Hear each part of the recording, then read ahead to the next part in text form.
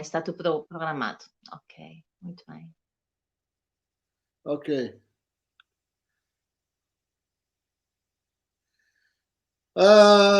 Estamos... Opa. Just a moment. Ok. Estamos no ar. Em YouTube e Facebook. Parece que o LinkedIn não entrou no ar. Então, vamos aguardar um pouco para as pessoas irem entrando, né, aos poucos. Já temos aqui algumas pessoas. Temos um japonês aqui, que não entende português, mas ele está presente. Ele confia em que pode entender a outro nível o que a gente vai dizer.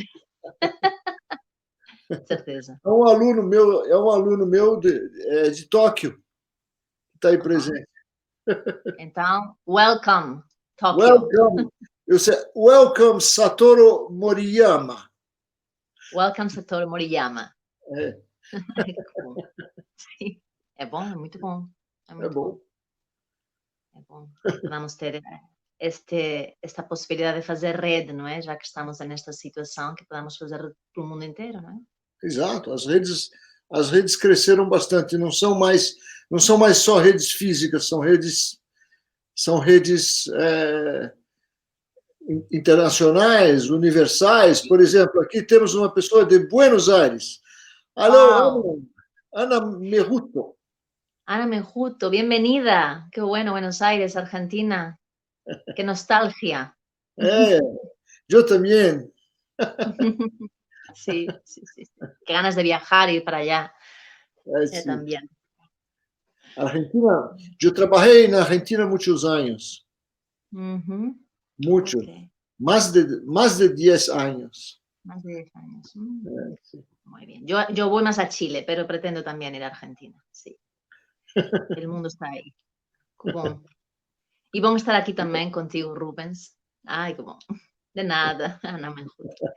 É muito bom estar aqui contigo, Rubens, para navegar na nossa maionese, no nosso discurso e com a vontade que isto seja uma coisa boa, sincera e que toque, não é? Sim, é verdade. É verdade. Aí mais uma, Mariângela. Quem sabe você conheça já a Mariângela, não sei, aqui de São Paulo. Acho que o nome não é estranho, sim. Bem-vinda, então. Já temos algumas pessoas. Vamos aguardar mais um minutinho e aí a gente começa. E as pessoas vão chegando aos poucos. Quem perdeu o começo pode assistir mais tarde, em outros horários também, não é? Claro. Eu vou que tem isso também, fica gravado, tudo isso, enfim. Uau, Susana, minha querida. Olá. É da minha escola, uma amiga também muito querida. Bem-vinda, querida. É bom as pessoas saberem que, no final, elas podem fazer perguntas. E aí, não é? Acho que vai ser importante a gente ter algum diálogo também com as pessoas que estão nos assistindo, né? Um prazer, claro que sim. Olá, Renata, de São José do Rio Preto. Uau! Olá, Renata. Renata, que bom, bem-vinda também. Bem, isso está no mundo, Portugal, Argentina, Japão, São Paulo. Sim. Muito bom, muito bom. Esta parte, eu acho que é uma das coisas que se ganhou, não é? Criar outro tipo de rede, trabalhar em rede.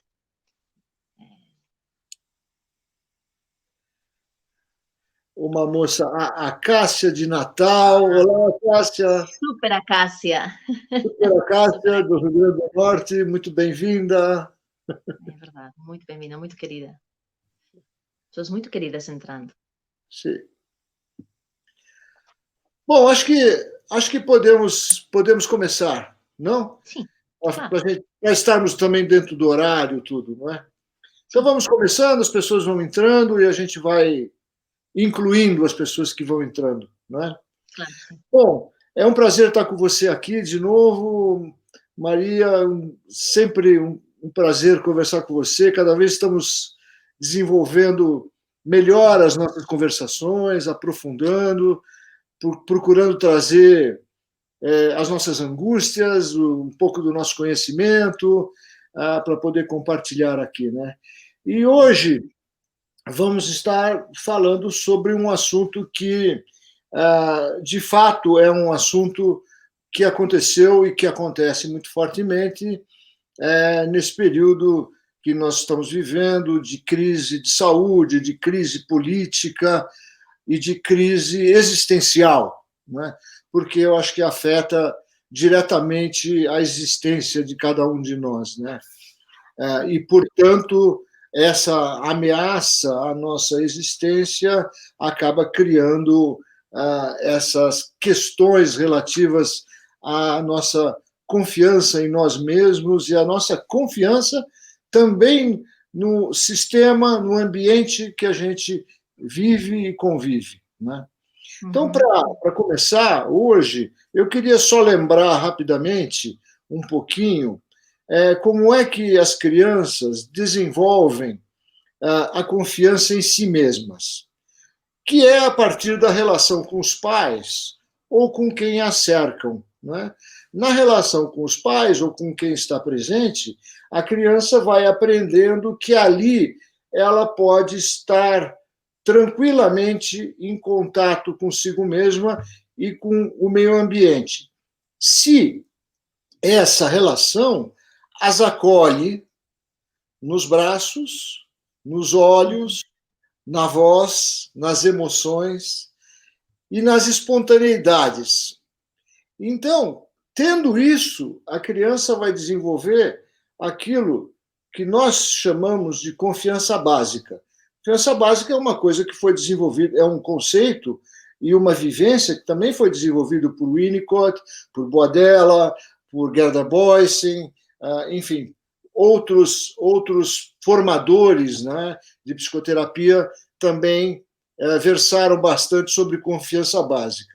Mas essa confiança básica, ela especialmente permite que nós existamos, né, e a gente aprende a estar dentro do ambiente que a gente vive, não é?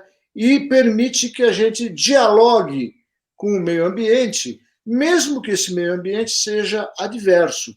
Porque, de uma certa forma, você tem confiança que você pode estar presente e compartilhar as suas questões sem grandes ameaças, né?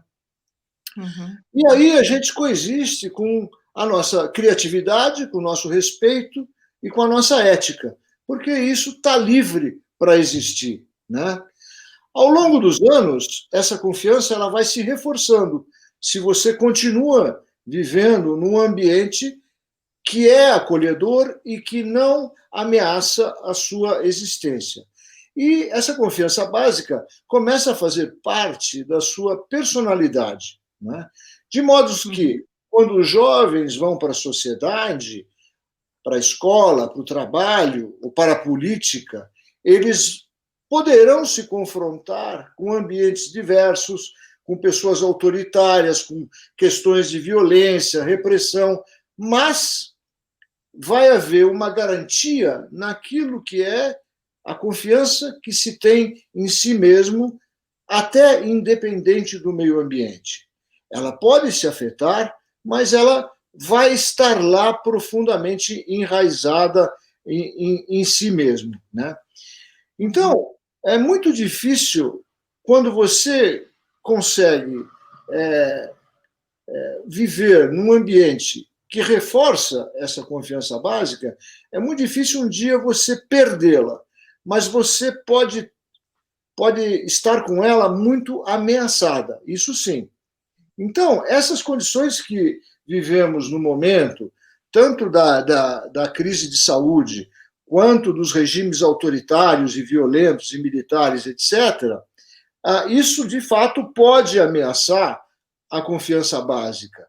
Não que ela vá ser destruída, mas ela fica ameaçada e ela pode se sentir, como se diz, desequilibrada, não é? E eu acho que a nossa confiança frente a isso tudo que está acontecendo, ela passou, está passando ainda, por questões que a ameaçam. Né?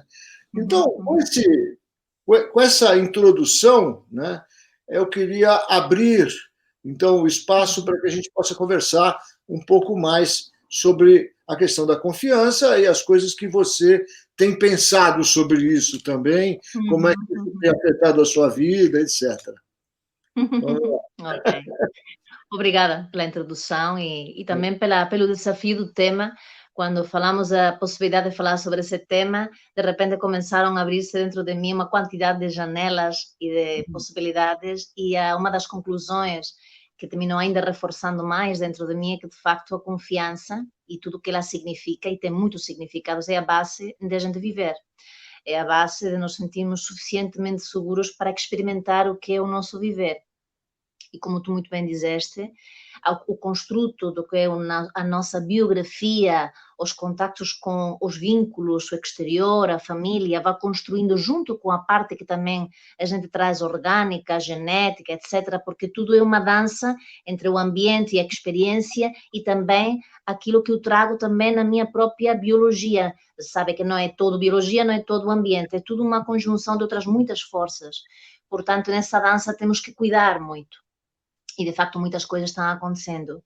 Isso me levou a pensar em que, de facto, nessa construção, e que agora vamos precisar muito por todas estas questões que estão acontecendo, que tu trouxeste, que criam isso como título que escolhemos, esse caos, essa falta de fé, de esperança, em que eu vou confiar, o que vai ser o futuro nessa incerteza, me levou a dois conceitos que parece que são iguais, embora vão de mão dada, mas são diferentes, que é nesse processo a diferença que há entre a autoestima e a autoconfiança.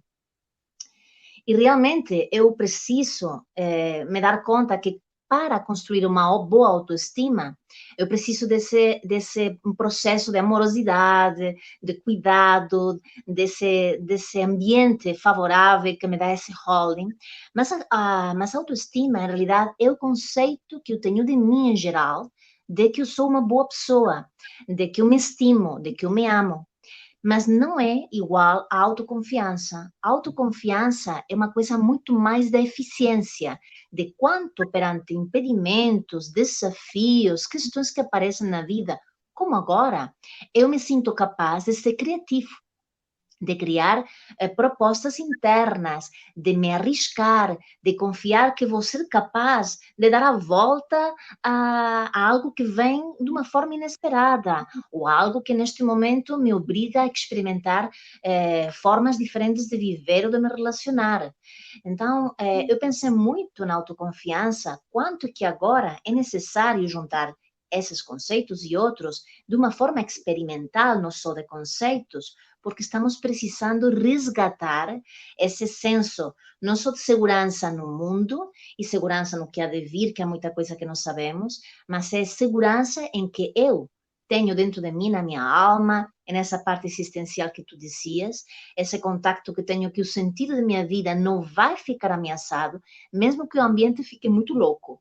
Ou seja, o ambiente pode ficar muito louco, muito absurdo, muito autoritário, pode me agredir de muitas formas, mas há um lugar interno que, além de que eu estimo, eu confio que pode ligar-se a outros lugares, que pode ligar-se aos buracos de luz que também há. Quando há caos, nunca há só caos. Quando há sombra, nunca há só sombra. Como também quando há luz, nunca há só luz. Anda tudo, sempre.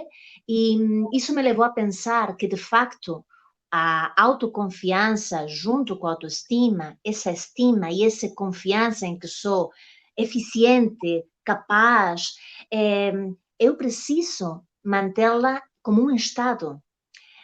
Quanto mais, não digo permanente porque não é possível, quanto mais acordada e desperta, para que me ajude a discernir, a me dar conta de que estou atento e que neste momento a atenção, sem ser em pânico, que é o que me retira de alguma forma a clareza, a atenção, esse discernimento, essa confiança, autoconfiança, quando eu sinto que a tenho dentro de mim, e a cuido, e atualizo. Eu gostei muito quando outro dia, em vez de utilizar a palavra evoluído, tu disseste atualizar, e agora utilizo muito, porque realmente é atualizar, realmente isso dentro de mim, actual, como está acontecendo. Quando isso acontece, os meus sentidos, que também estão recebendo caos, confusão, notícias que umas colam, outras não são absurdas, verdades, meias verdades, saberemos muitas coisas daqui a mais tempo, ajudar-me a voltar ao meu centro e a saber distinguir com o que eu vou ficar, me nutrir e manter a minha autoconfiança e continuar o meu caminho, ou com que vou ficar que vai ficar disruptivo e vai ser uma interferência, e então eu posso perder o meu chão, mesmo que tenha tido uma história fantástica, eu posso perder-me. É mais fácil se tenho uma estrutura e uma memória do que é a segurança. Como posso não perder o contato com essa confiança na minha capacidade efetiva de concretar ações boas para meu caminhar, e como posso na mesma manter a autoestima de gostar de mim, mesmo quando a coisa não corre tão bem, porque vamos fazer várias tentativas, erros nesta fase. Há quem vai ter que alterar a sua vida por completo. Há quem ainda nem sabe o que vai fazer. Então, eu acho que este tema é muito, muito importante, porque não é só atual de agora. Eu acho que é a base para a gente viver, manter esse estado de confiar nesse lugar interno, que sou capaz, que confio em que tenho também esse amor ou autoestima, e confiar em que mesmo, seja o que for que aconteça, o sentido de minha vida existencial, já que chegou cá, está cá, é porque sabe, ou vai poder saber, ou tem o talento suficiente para navegar aqui. Então, vai ser muito sobre essas questões, não é? Entre autoconfiança, autoestima, o centro, o sentido, a mexida que neste momento está dando, e a possibilidade disso até trazer, quem sabe, surpresas. Você está me lembrando lugares, o lugar da confiança também, os lugares da confiança que podemos encontrar dentro da gente, não é? Então, é interessante que você falou da consciência, por exemplo, da consciência das coisas que você sabe, e nas coisas que você sabe, você constrói confiança, não é? Quando você se vê frente a frente com questões que você não sabe, não é? Ou com questões que ameaçam o saber, a princípio, não é? São questões que abalam, digamos assim, a confiança cerebral, a confiança cortical, a confiança da sua consciência, não é? Mas tem também um outro lugar da confiança, que é o lugar do organismo.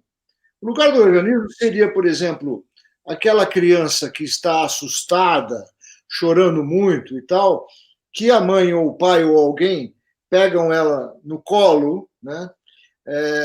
Se diz no colo em português também, em português de Portugal? No colo. Você pega no colo e aquele contato orgânico de pulsação, de respiração, de calor, de acolhimento, vai acalmando aquele organismo. O organismo vai se corregulando com o organismo de um outro que está ali presente. Muitas vezes isso acontece também no consultório. Você percebe que, às vezes, você está com pacientes que estão altamente desregulados, né? E que perderam completamente a confiança em si mesmo, e que, durante uma sessão, essa corregulação começa a acontecer de novo. Então, essa corregulação, essa parte da confiança que se estabelece através do sistema nervoso autônomo, através do organismo. Tá? Então, eu digo que são dois lugares de confiança que muitas vezes exigem um diálogo, não é?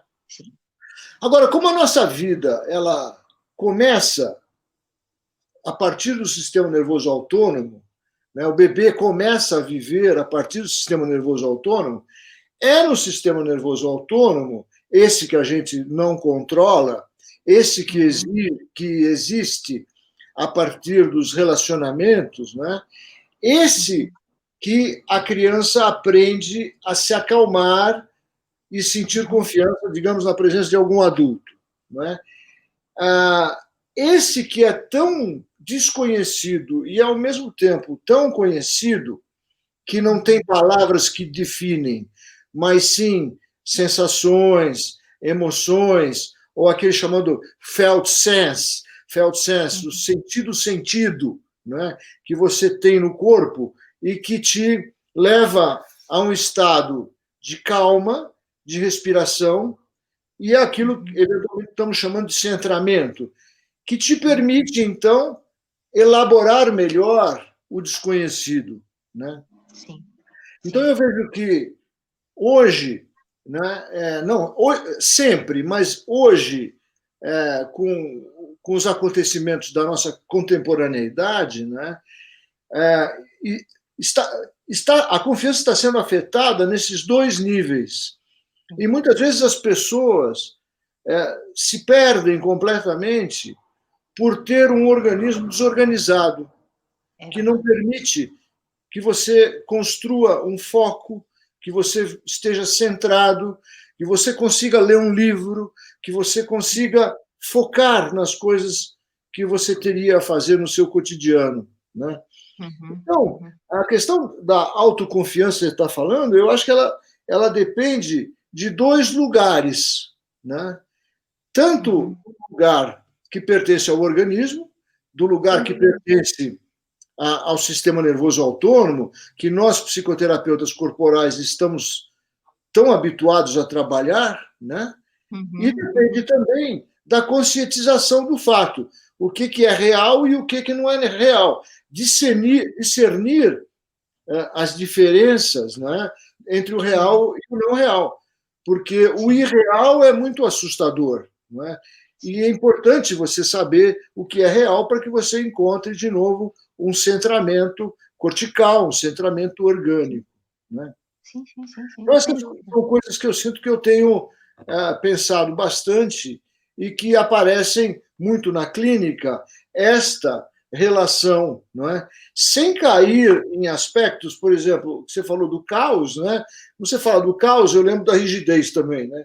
Dois extremos, dois opostos, que normalmente começam a existir com muita intensidade quando estamos ameaçados por alguma coisa. Ou nos tornamos devidamente caóticos ou rigidamente fixos numa posição só.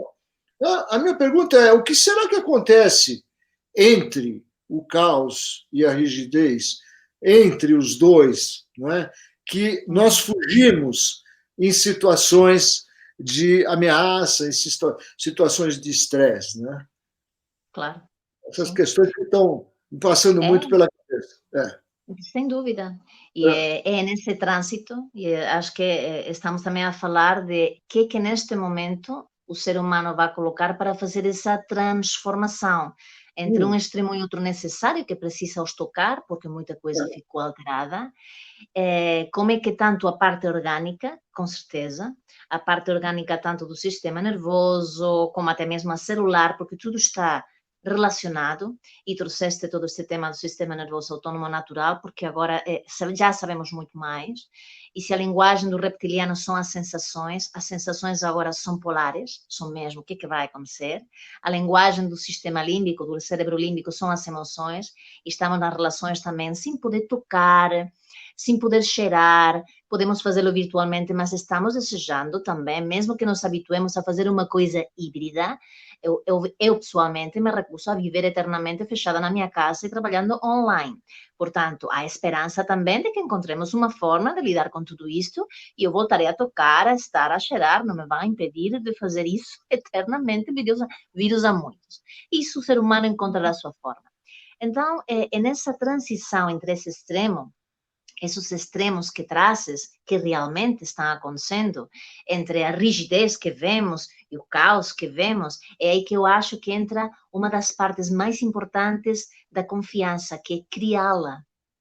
criá-la. E para criá-la, eu preciso criá-la organicamente, somaticamente, energeticamente, cognitivamente, e não de uma forma abstracta.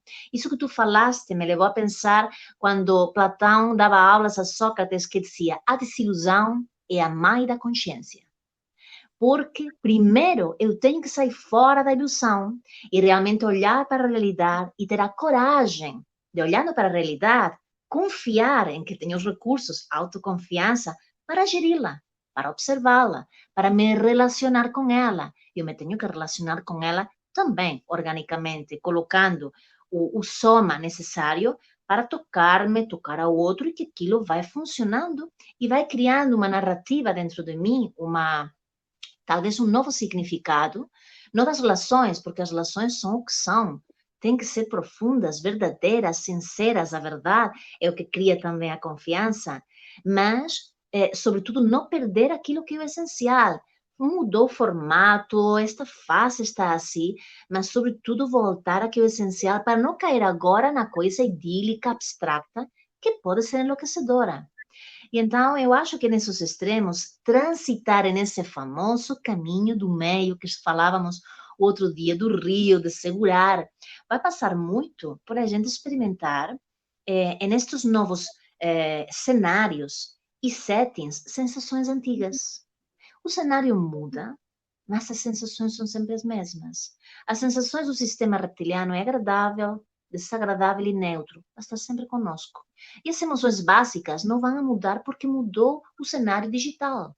Nós vamos ter que saber não confundir-nos com elas e, nesse caminho de entre caos e rigidez, não perder aquilo que é o mais essencial. E por isso eu falava antes de ficar atentos, de que quando confiamos em que vamos poder estar neste processo, nós precisamos estar atentos e em um alerta saudável para me dar conta que é cada coisa. Porque esta situação, de facto, tem muito de agressão, tem muito de possibilidades também, mas nos deixa em extremos como todas as crises. Crises têm perigo e também têm oportunidade, mas não deixa de ter perigo e não deixa de ser uma oportunidade. E não deixa de ter coisas rígidas, muito estancadas, cristalizadas ou levadas por medo a um extremo ou por necessidade, como situações absurdas, desorganizadas, pelos mesmos motivos, pelo medo. O medo nos leva tanto a um extremo como nos leva ao outro. E a confiança que tem a ver com essa coragem por defesas, como defesas. Como defesa, conhecemos isso tanto de nossa história, não é? Conhecemos isso nessa história. Nós não somos a nossa história, mas nós vimos na nossa história, chegamos na nossa história. E confiança, para mim também, é poder ir para além da minha história e para além desta história que está acontecendo. Como posso não ficar sequestrado pelos acontecimentos e poder na mesma estar nesse estado? Eu acho que aí é o grande desafio para ir nesse caminho não dos extremos, em que não lhe dou tanto poder ao exterior, mas navego e vou me regulando e corregulando, procurando também contactos sinceros e verdadeiros, como que estamos também tentando fazer tu e eu aqui, porque eu acho que a gente precisa falar menos teoricamente e muito mais praticamente, falando de coisas muito sérias e muito profundas. O que é isto? Como é que vamos fazer isto aqui agora? Podemos navegar em muitas teorias, mas as pessoas estão precisando saber o que vai lhes ajudar, e nós, enquanto psicoterapeutas, como podemos ajudar-nos a nós nessa situação tão rígida e caótica como tu muito bem trouxeste, não é? Que esperança, ou que mensagem concreta que não seja abstracta.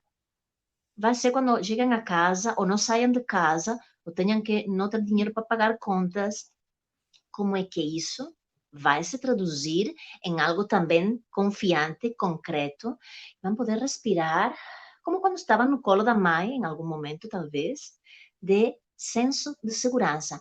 Pode estar tudo muito difícil, mas eu confio em que isto não é cristalizado e estático. Para isso, tenho que confiar em mim, né? Essa confiança que você está trazendo é muito importante, porque ela é. Eu acho que a confiança que nós estamos falando, porque ela é muito diferente da questão da esperança. Sim. É muito diferente da esperança.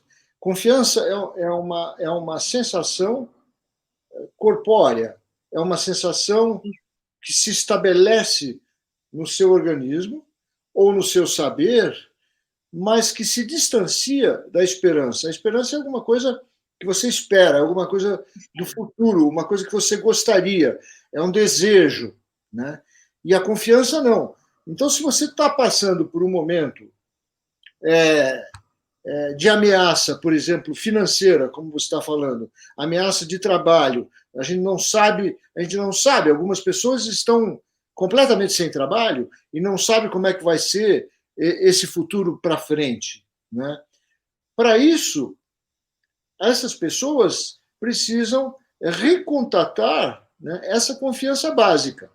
Antes de mais nada, confiar na sua própria história, confiar no seu patrimônio de conhecimentos, confiar no seu corpo, não é? Restabelecer esse contato profundo, orgânico, não é? E também com aquilo que eu chamo de patrimônio cultural.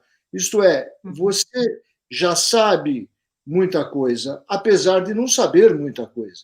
Mas você já sabe muita coisa. E isso que você já sabe é fundamental para que você se sinta em grounding, enraizado no seu saber, que também enraiza o seu corpo, né? A gente estava falando aí, antes da gente começar a transmissão, né, sobre a questão de como é que nós vamos retomar a nossa intimidade física. A intimidade física do nosso trabalho, né? Isto é, nós, psicoterapeutas, praticamente trabalhamos na presença do outro todo esse tempo. Eventualmente, alguma sessão virtual e tudo nos últimos tempos.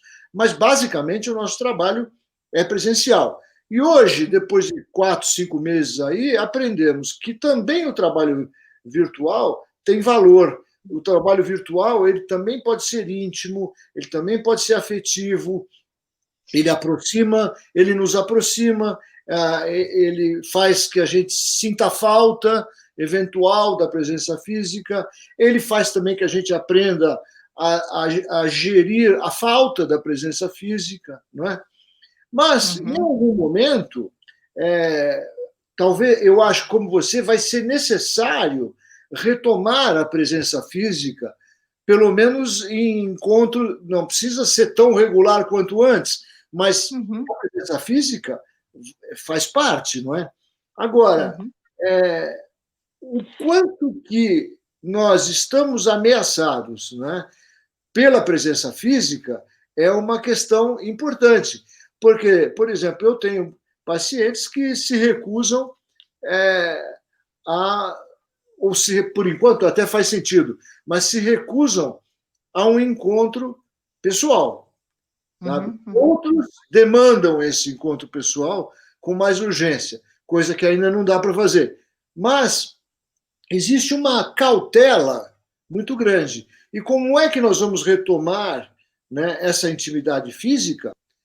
Não só nós no consultório, como é que as pessoas em geral estão fazendo para retomar a presença física, seja em locais sociais,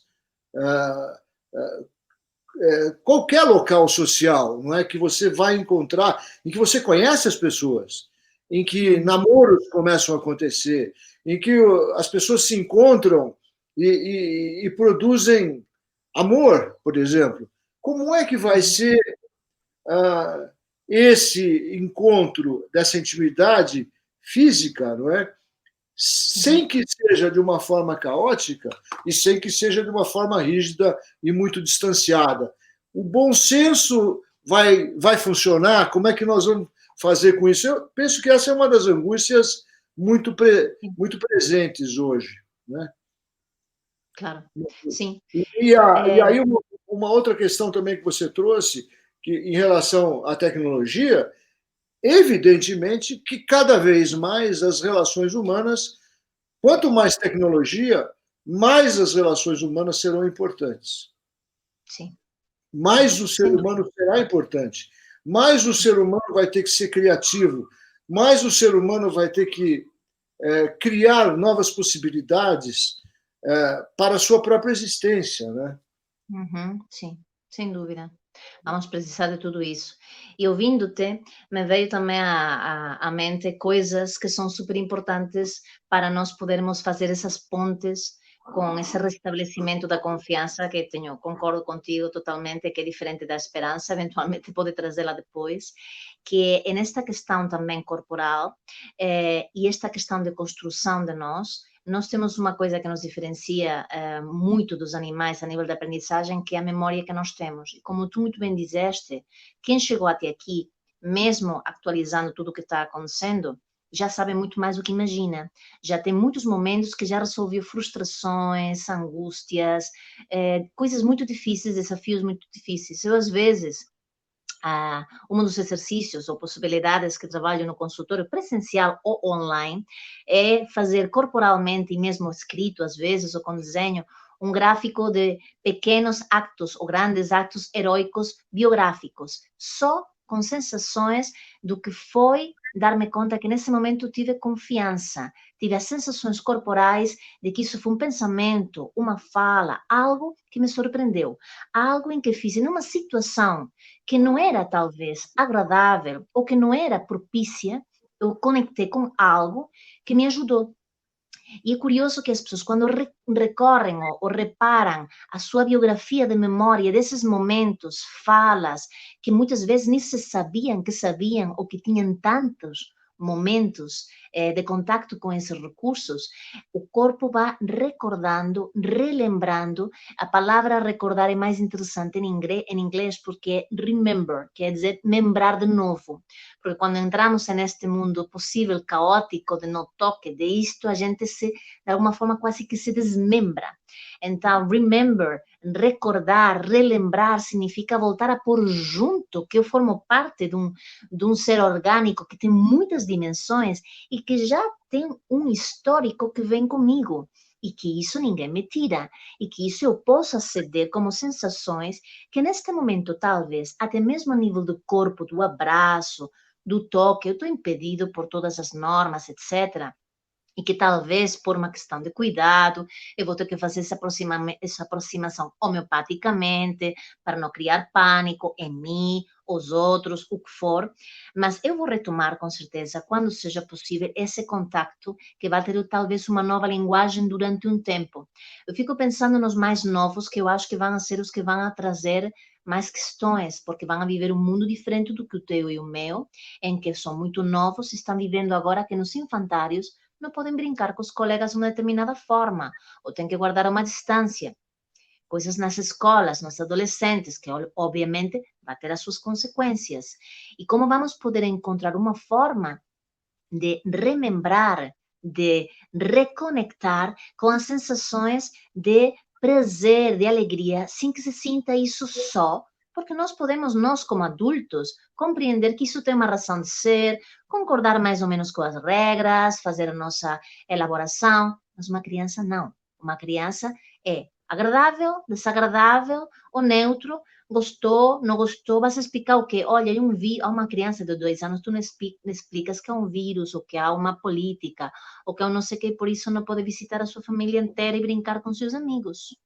Tu é um adolescente, por muito que lhe explicas como tem a sua própria crença e suas hormonas, muitos deles não vão entender e estão muito raivosos. Há que contar com isso e respeitar também que há algo que está sendo muito difícil. Portanto, ao falar de confiança, vamos lá confiar, eu não quero cair numa coisa existencial, pseudo-espiritualizada, vamos confiar em que vai ficar tudo bem. Não. Esse slogan que em Portugal falou, vai ficar tudo bem, eu acho ótimo, que maravilha, mas cuidado, quando mal usado, é o que tenho imitado os meus clientes zangados com o slogan, vai ficar tudo bem como? Quem me vai dizer que vai ficar tudo bem fazendo o quê? Mas vai ficar tudo bem... Parece mais ligado à esperança do que à confiança que nós estamos falando aqui. Exatamente, não está no aqui e agora. Está tudo bem. Temos esperança que, quem sabe, as coisas vão ficar muito bem. Mas essa coisa que você está lembrando aí do desmembrar, né, ou do desintegrar, né, é importante porque o nosso cérebro para estar mais integrado, né, ele precisa estar funcionando em diversos níveis.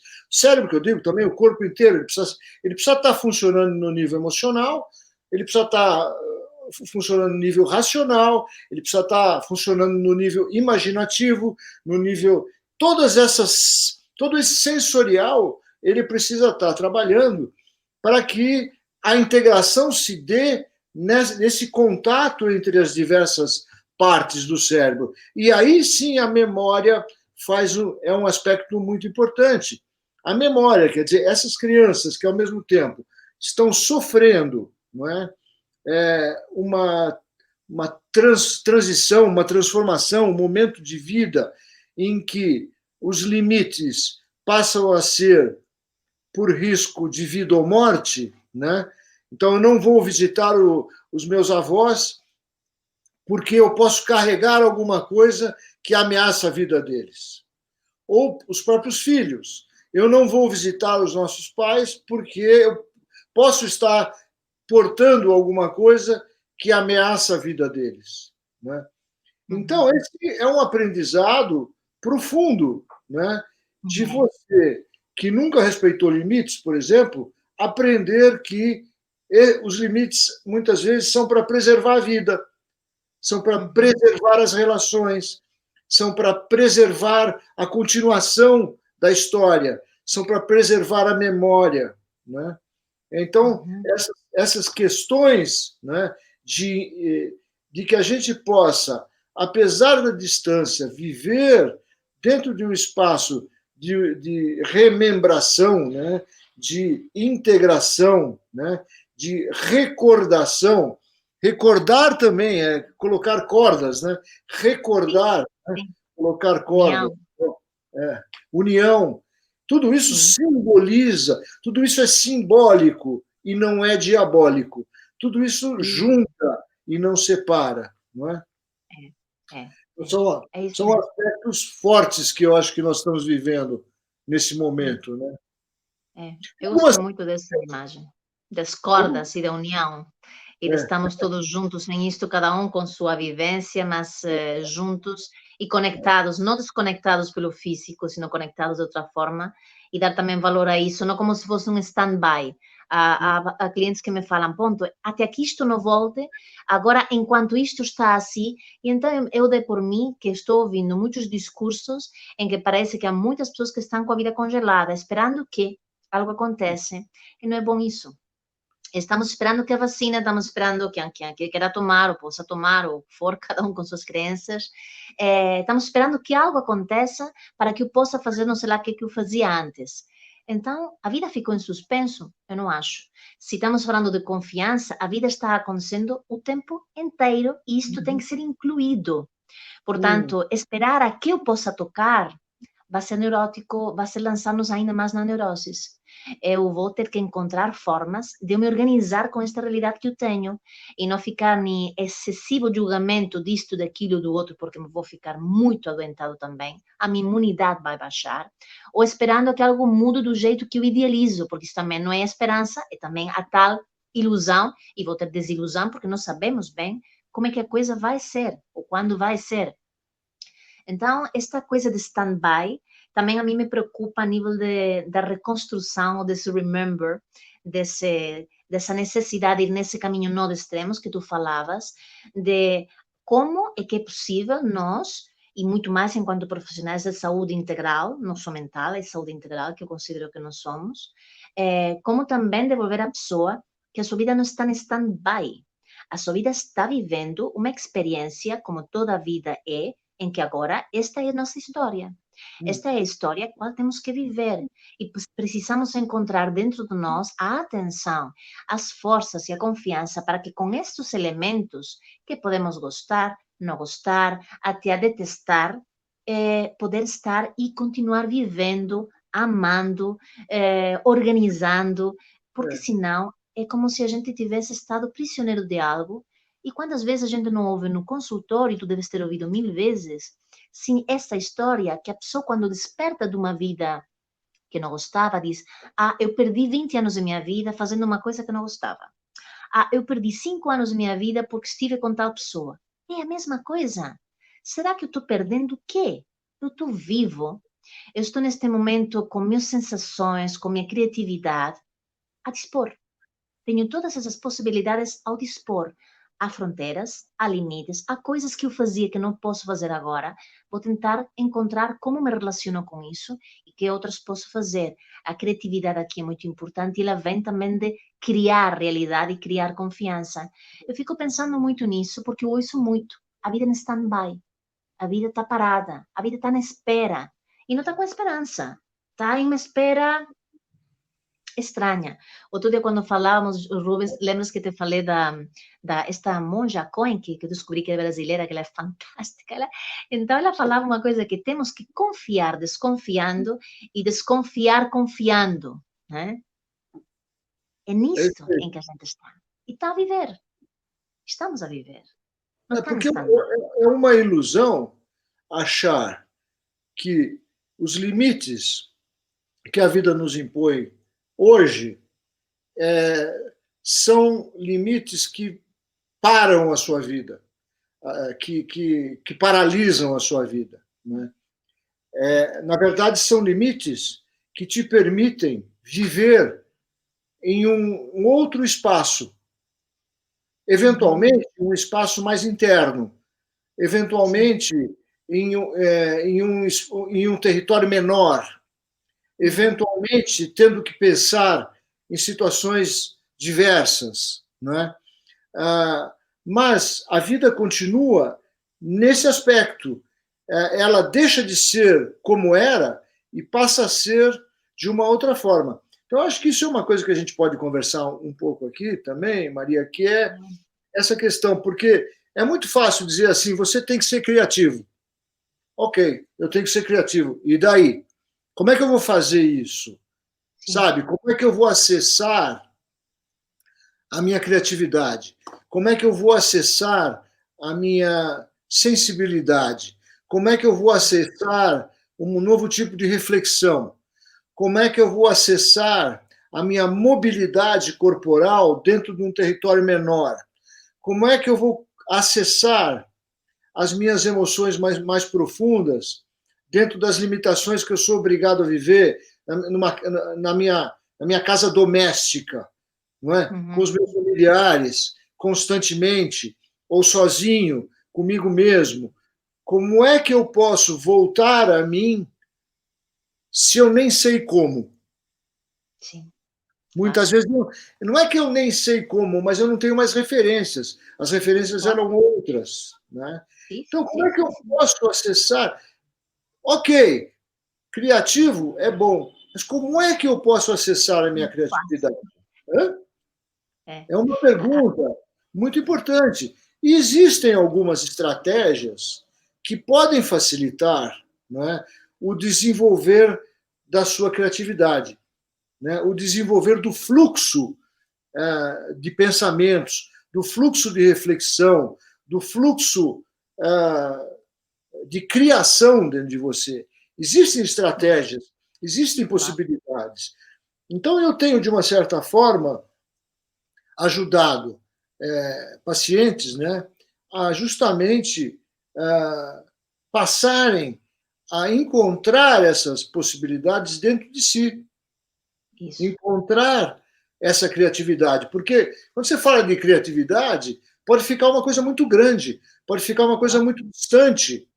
E não é isso.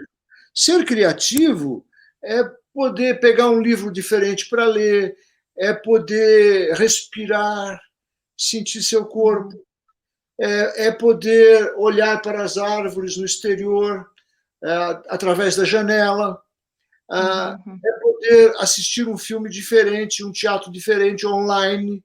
Criatividade é poder se dedicar a ler um livro de poesia e passar a escrever alguma poesia que venha de dentro de si, a desenhar, não é?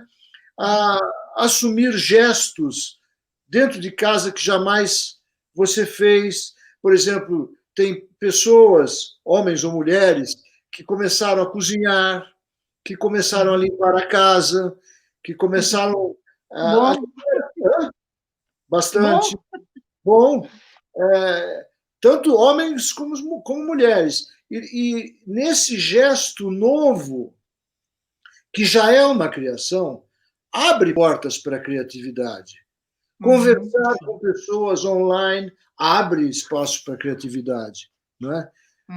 Então, tem uma série de trabalhos, uma série de estratégias que abrem esse espaço e ajudam as pessoas a se integrarem melhor dentro dessas limitações que a gente está vivendo e descobrir que tem muita vida aí, que a vida não está paralisada.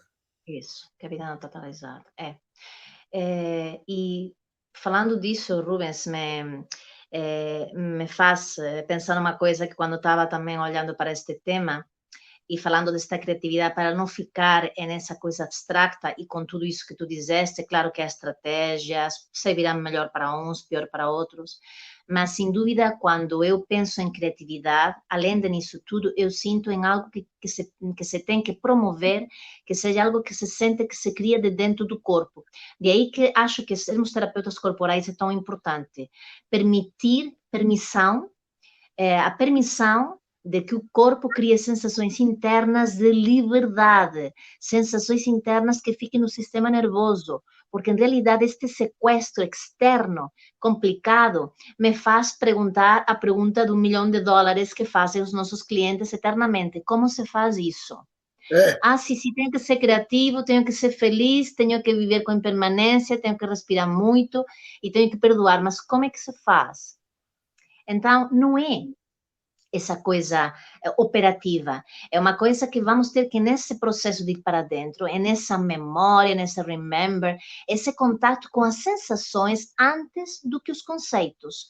Por isso, eu acho que é um translation up quase. Temos que ir às sensações para ver que sensação a pessoa tem. Como é que é sentir-se livre?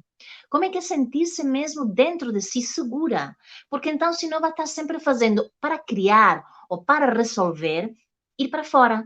Vai fazer essas estratégias todas. Se não está conectada com o seu interior, aquilo vai ficar um dia que vai dizer: olha, estou farto.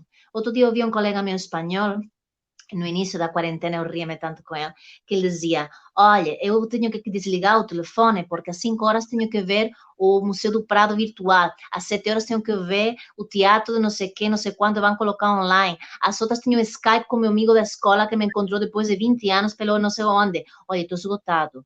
Não me vou morrer do coronavírus, mas vou morrer de estresse, porque o vírus me está deixando estressado, porque eu tenho todo o meu dia cheio de coisas para fazer. Isso também é um perigo. O confundir o fazer com criar.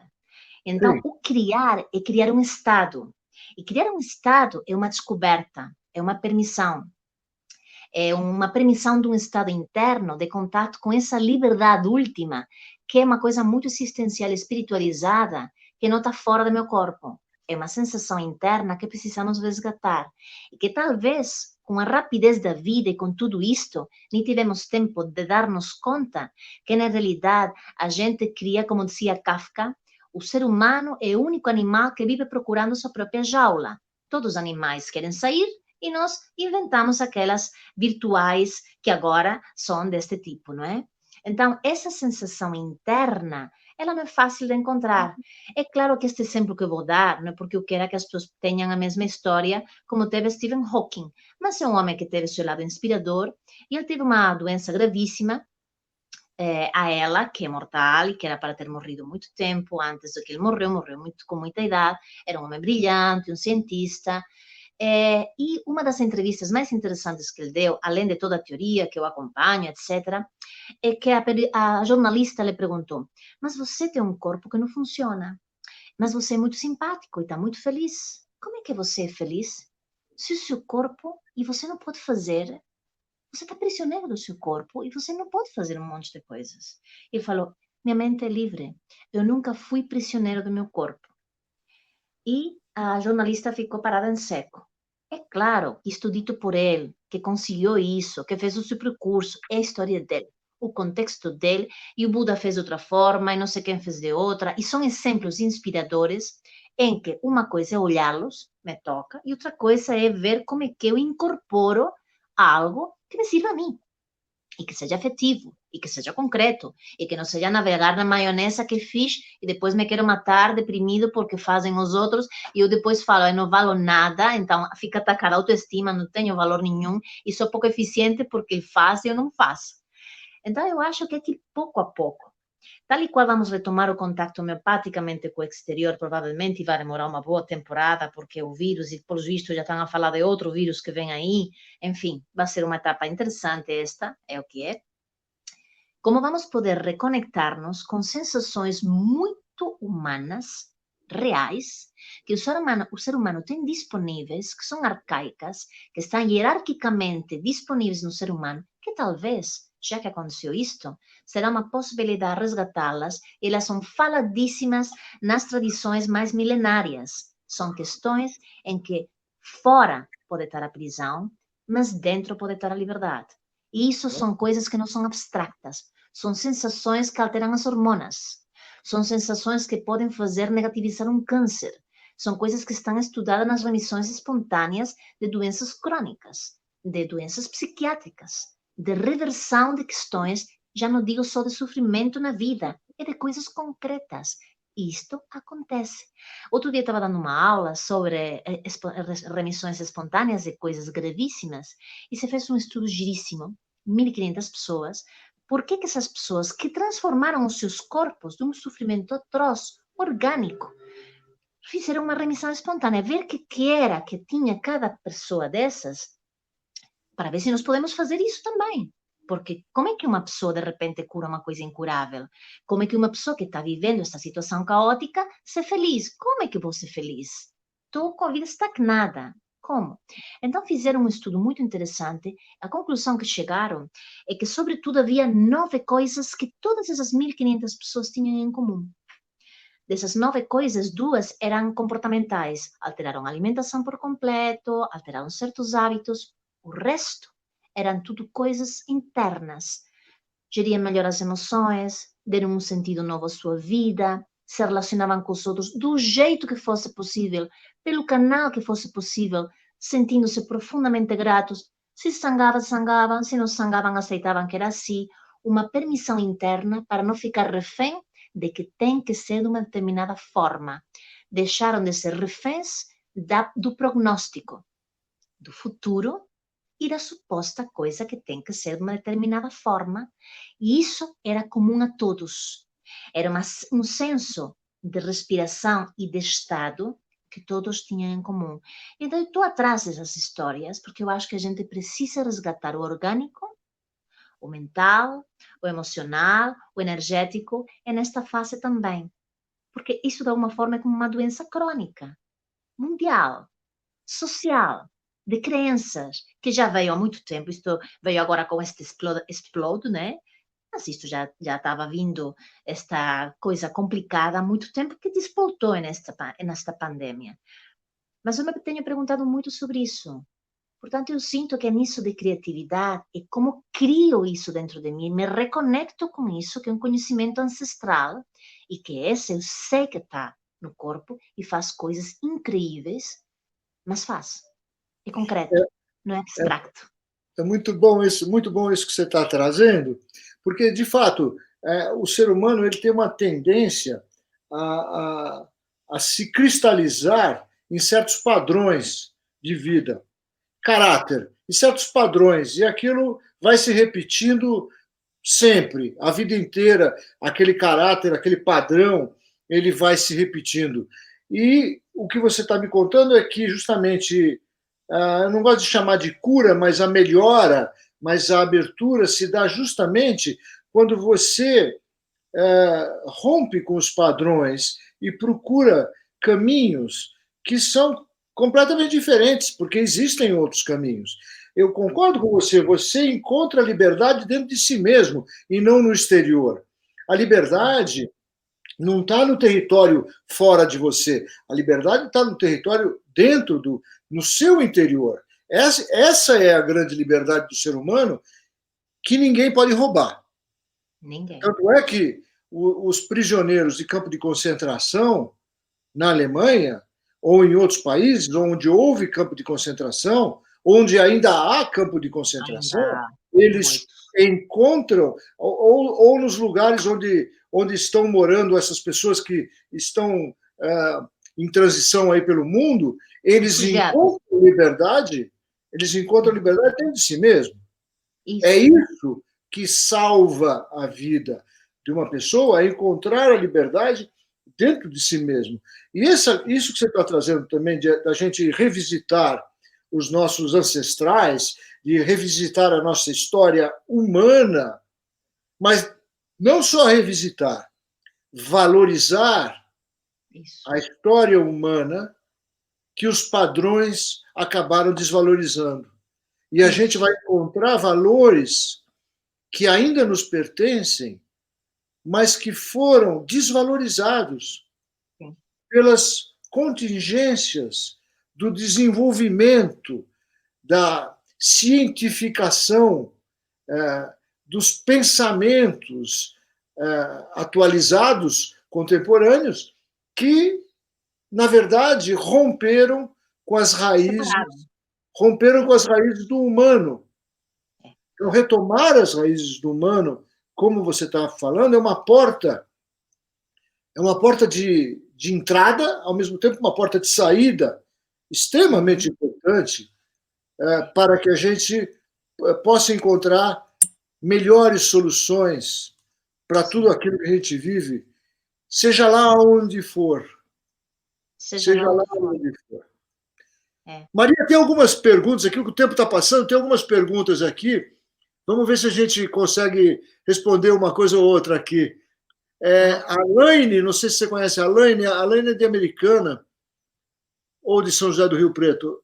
Agora, não, de Americana. A Laine pergunta: quem não acredita que pode ser contaminado ou se arrisca em excesso, teria excesso ou falta de confiança? Dá para entender, não? Sim. Bom, eu acho que depende de que grupo pertença. Se pertence ao grupo que está muito zangados, que se chamam agora negacionistas, que estão não tanto à procura da verdade, mas estão nessa zanga e se expõem aos outros, eu acho que aí talvez não está em um lugar de autoconfiança, está num lugar de querer romper algo, de não ter em conta de que, mesmo que ele possa ter razão em algumas coisas, pode estar a não respeitar o medo dos outros e não fazê-lo dessa forma adequada. Portanto, eu acho que, além das nossas crenças, nós temos que ter em conta que não vivemos em um mundo isolado, que temos que ter em conta que os outros podem não ter a mesma crença. Se eu acho que não vou ficar contagiado, porque eu acredito que o vírus não é mortal, e então tudo bem comigo, e eu vou me aproximar para um velhote que se acha que se vai contagiar, e vou na boa e abraço, eu estou fazendo um ato louco. Mas não é porque minha crença esteja certa ou errada, é porque se o velhote é um caso de risco, ou simplesmente ele acredita que vai ficar doentado, eu estou abrindo uma porta terrível.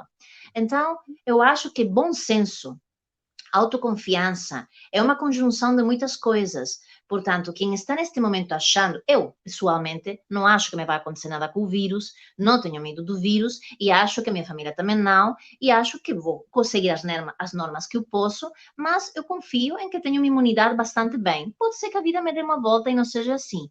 Agora, eu não vou colocar em risco não é o vírus, é o medo dos outros. Portanto, eu posso confiar em que eu tenho uma boa imunidade, mas outra coisa é como é que eu vou colocar no mundo. Portanto, eu acho que a questão da Laine é muito importante, porque se está chamando, seja corajoso, não é corajoso, o que não é, depende de como use o contato que tem com aquilo que é o seu corpo e como está gerindo essa informação toda e a coloca fora, não é? Não, isso que você está trazendo também é importante. Você está falando das crenças. Aliás, um dia eu gostaria de falar só sobre crenças, porque as crenças são muito curiosas, porque eu creio nisso, você crê naquilo. Então, eu não creio na máscara, você crê na máscara. Como é que nós vamos fazer para conviver? Com máscara ou sem máscara? Como é que nós vamos encontrar o senso comum, uma forma de convivência que as crenças, entre aspas, sejam respeitadas? Né? Rubens, se um dia falamos sobre crenças, vamos ter que demorar umas horas. Não, é um outro assunto. É um outro assunto. Mas eu acho que é muito importante. Acho que é muito importante. Muito. Aqui tem mais uma aqui. Érica Amui, deve ser daí da Espanha, não é não? Ou é de Buenos Aires?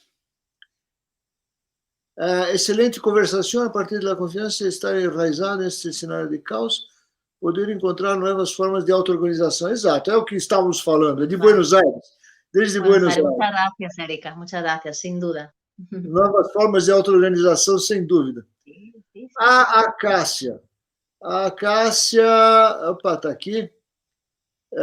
Presença, inner grounding, respiração, consciência plena, antes do fazer do reagir. Sim, estratégias de trabalho, estratégias de ação, né, que qualquer um pode se dar, né, para uma reorganização interna importante. Né? Claro, claro. Com calma, com ritmo, com cuidado, com respeito pelo ritmo do outro, sem dúvida. Obrigada, Cássia. Aqui tem a Roberta. A Roberta perguntou se ela pode rever o vídeo. Sim, todos podem rever o vídeo. Depois ele vai estar no YouTube ou no Facebook, como vocês preferirem. Aqui o meu querido Anderson Machado. Oba, Anderson, que legal que você está gostando. Muito bom. Aqui, o Anderson de novo. Aqui, a minha irmã diz que está assistindo. Essa é minha irmã, viu? Ai, que bom! Bem-vinda, irmã. Bem-vinda, irmã. Então é isso. Hein? Que bom, tens uma fã, a família também. Que bom. Então é isso. Eu acho que a gente deu uma boa pincelada nessa questão do que queremos dizer a respeito de confiança, que não tem nada a ver com esperança. Do que queremos dizer em relação a centramento, encontrar o centramento em si mesmo. Muito bom. Para além da ilusão, para além do futuro, o aqui e agora, e que não estamos em stand-by, estamos a viver, portanto, vamos a encontrar formas profundas e tocantes e humanas de levar tudo isto num bom porto. Não é? É isso mesmo. Muito bem. Aí, a Karina, minha companheira, a Célia, gostei de ver e ouvir vocês. A Célia também uma participante da psicoterapia corporal há muitos anos. Que bom. Tem mais alguma coisa que você quer acrescentar, Maria? Ou podemos ir encerrando por aqui a nossa conversa? Agradecer-te, Rubens, estas coisas de poder estar a pensar em voz alta e entre colegas e com o mundo e confiar em que isto também vai servir e vai poder fazer com que cada um faça também a sua reflexão interna, porque a reflexão neste momento de como temos feito a nossa vida até agora, como a temos que fazer, tem muito a ver com essa confiança e a reconstrução dela. Portanto, sem dúvida. Olha que coisa bonita, a Renata Terrughi, que ela lembrou de Viktor Frankl, Em Busca do Sentido. Olha só o lugar que ela nos colocou, que coisa boa, né? Viktor Frankl é uma pessoa muito importante na vida da gente. Sim. Há ditado espanhol que diz: não faças planos para a vida para não estragar os planos que a vida tem para ti, que tem muito a ver com essa filosofia de Viktor Frankl que eu adoro e que teve esse sentido que lhe deu a possibilidade de confiar sem saber se ia morrer amanhã ou não. Recomendo o livro que não leu, sem dúvida. O que é que vamos fazer, não é? Com o que temos agora, com a nossa vida. Com Exatamente. E você lembra, acho que é uma forma muito legal de finalizar, que é a confiança, ela não depende do amanhã. O centramento não depende do amanhã, mas de fato depende do aqui e agora. Sim, é isso. Então, obrigado por confiar em mim nessa conversação e obrigado pelo centramento que você me trouxe através do seu conhecimento. Igualmente, prazer estar contigo nestas andanças, espero que repitamos, porque de facto é estimulante e inspirador este nosso encontro. Muito obrigada, Rubens, e obrigada a todos os que assistiram. Obrigado a todo mundo pela presença. Obrigado. Boa confiança. Tchau. Boa tarde para todos. Tchau, Maria. Boa tarde. Tchau. Boa Beijo. tarde. Boa tarde a Lisboa. Boa tarde a Lisboa. Boa tarde a São Paulo, a Natal, a Americana, ao interior de São Paulo, a tantos lugares. A Buenos Aires. Japão, Argentina, sim. Argentina. Ok. Tchau, gente. Tchau. Obrigado. Deus, meus queridos. Tchau. Beijos grandes.